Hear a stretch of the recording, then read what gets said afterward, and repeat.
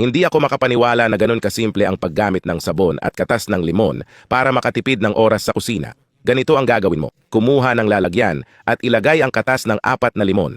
Pagkatapos, magdagdag ng 4 na kutsarang asin. Haluin ng mabuti hanggang matunaw ang asin. Magdagdag ng 200 ml ng puting suka. Kumuha ng mabangong sabon panghugas at magdagdag ng 500 ml nito. Haluin ng mabuti hanggang magmukhang ganito. Gamit ang funnel, ilagay ang mahiwagang timpla sa bote ng sabon panghugas. Mas praktikal at matipid ito sa pang-araw-araw na paggamit. Kaunti lang ang kailangan para linisin ang kawaling may makapal na mantika. Lagyan lang ng kaunti ang espongha, gamitin ang magaspang na bahagi at tingnan ang resulta. Hindi mo na kailangang ibabad pa. Kintab nito'y magiging kahanga-hanga. Sana nagustuhan mo ang payo na ito. Ito ang isa sa pinakamahusay na paraan para makatipid ng oras sa kusina. Kung nagustuhan mo, i-like at i-share ang video. Subukan mong maglagay ng magaspang na asin sa kuton at wala ka ng ganitong problema sa bahay. Simula nang natutunan namin to, nakatipid na kami ng malaki. Itinuro sa amin itong sikreto ng kaibigan naming naglilinis sa bahay ni Madonna. Magiging napaka-useful to para sa'yo. Para dito, kailangan natin ng plastic na lalagyan na may takip. Itabi muna ang takip. Maglagay ng maliit na piraso ng kuton sa ilalim ng lalagyan gaya ng nakikita sa video. Tapos, magdagdag ng 2 kutsarang magaspang na asin at 1 kutsarang baking soda. Ngayon, kailangan natin ng puting suka. Magdagdag lang ng 1 kutsara. Para mas espesyal, lagyan ng kaunting pabangong essence na pang-araw-araw mo. Kung wala ka nito, okay lang. Pwede ring gumamit ng concentrated fabric softener. Pareho lang ang epekto nito. Dagdagan din ng ilang dahon ng laurel. Maganda to pantaboy ng insekto. Naalala mo ba yung takip na sinabi kong itabi? Init ang tinidor sa kalan at butasan ng takip, tulad ng ginagawa namin hanggang puno ng butas. Tapos na, perpekto na. Ang nagawa natin ay isang mahusay na homemade dehumidifier. Bukod sa pag-alis ng amag, pabanguhan nito ang iyong bahay. Ang asin, suka at baking soda ay sisip-sip ng lahat ng amag sa hangin.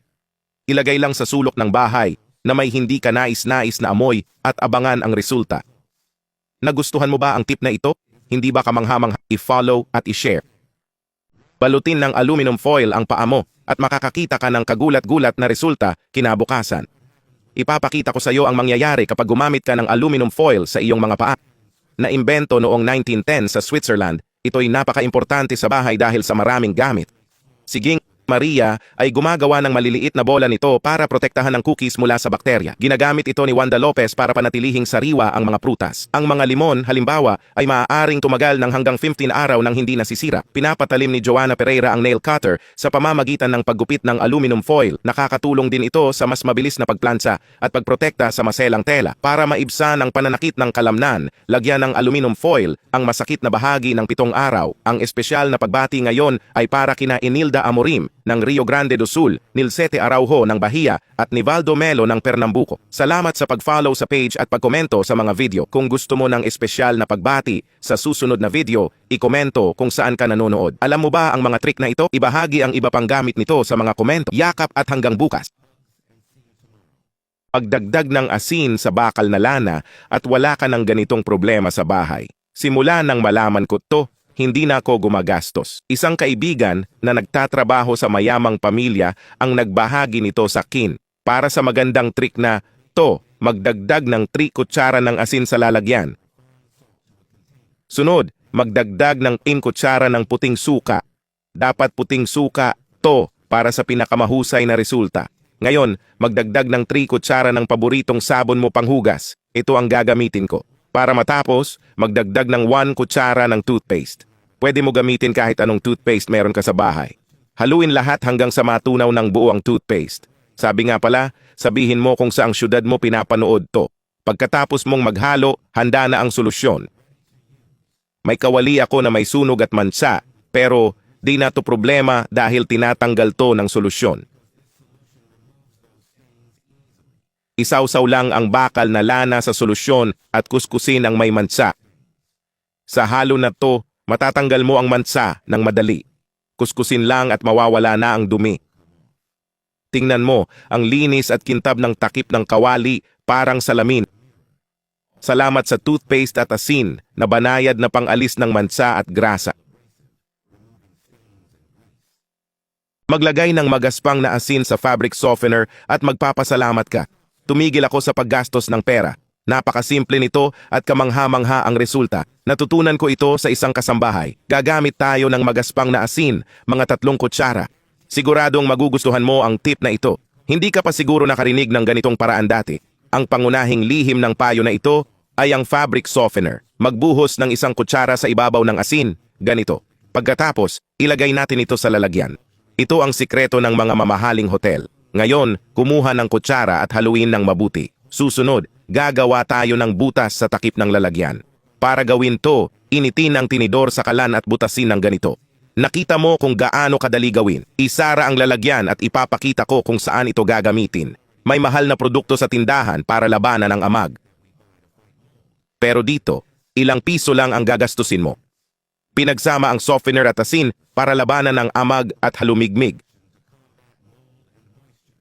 Pabanguhan ang kuwarto at solusyonan ang mga problemang ito. Issue ito sa kalusugan dahil amag ay nagdudulot ng sakit sa paghinga.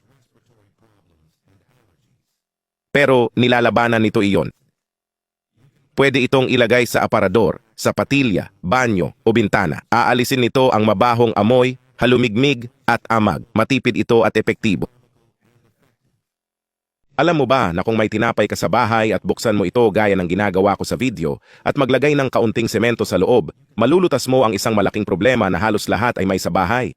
Tama yan. Para dito, kailangan natin ng tinapay na luma na, yung pang toast o itatapon na lang sana. Gamit ang grater, kailangan nating i-grate ang kalahati ng tinapay na ito. Kung gusto mo ng mas marami, pwede mong i-grate ang buong tinapay. Sigurado akong kilala mo ang may ganitong problema sa bahay at kadalasan, lalo na ang mga babae, natatakot sila kapag nakikita ito. Pero ang simpleng paraan na ito ay makakalutas sa iyong problema. Dito, nag-grate ko na ang kalahati ng tinapay at makikita mo na naging crumbs na ang lumang tinapay. Yan mismo ang kailangan natin. Ngayon, gumamit tayo ng semento. Magdagdag ng 2 kutsara ng semento. Pero kung mas malaki ang problema mo kaysa sa akin, dagdagan mo ang dami. Para matapos, magdagdag ng 1 kutsara ng baking soda at haluin ang lahat ng sangkap. Grabe, kahanga-hanga ito. Ipapakita ko na ang resulta at hindi ka maniniwala. Ito na nga. Tapos na. Para sa hindi nakaintindi, ito'y mabisang lason sa bahay para sa ipis at daga. Pero lalo na sa ipis, ganito ito gumagana. Naaakit sila sa amoy ng tinapay at kinakain nila ito. Pero ang totoo, nilulunok nila ang semento at baking soda. May sangkap ito na hindi nila matunaw, kaya nasisira ang kanilang tiyan. Ilagay ang timpla sa lalagyan at ikalat sa bahay, lalo na sa may ipis.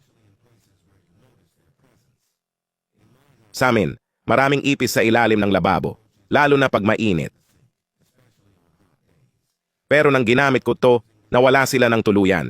Kaya lubos kong inirerekomenda na subukan mo ito. Tiyak na malulutas din nito ang iyong problema. Ilagay ang timpla sa mga strategic na lugar sa bahay. Siguradong magpapasalamat ka sa akin ng marami. Pagpalain kayo ng Diyos at bukas ulit tayo. Magdagdag ng ilang kamansi at maamoy ng kapitbahay ang bango. Magiging sariwa ang bahay mo. Walang langaw at lamok.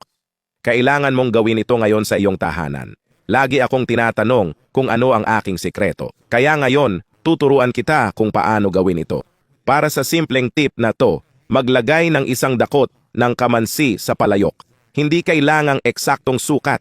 Pwede kang magdagdag ng 1 dakot ng kamansi. Para sa mga hindi alam, ang kamansi ay malakas na panlaban sa lamok at mabango pa.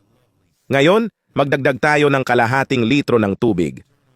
Pakuluin ito sa kalan ng mga 5 minuto. Pagkatapos, patayin ang apoy. Hayaan itong lumamig sandali. Salain ang timpla dahil ang likido lang ang kailangan natin. Pagkatapos, ibuhos ang kamansi concentrate sa spray bottle. Magdagdag din ng 1 tasang disinfectant. Pwede kang gumamit ng anumang brand na gusto mo.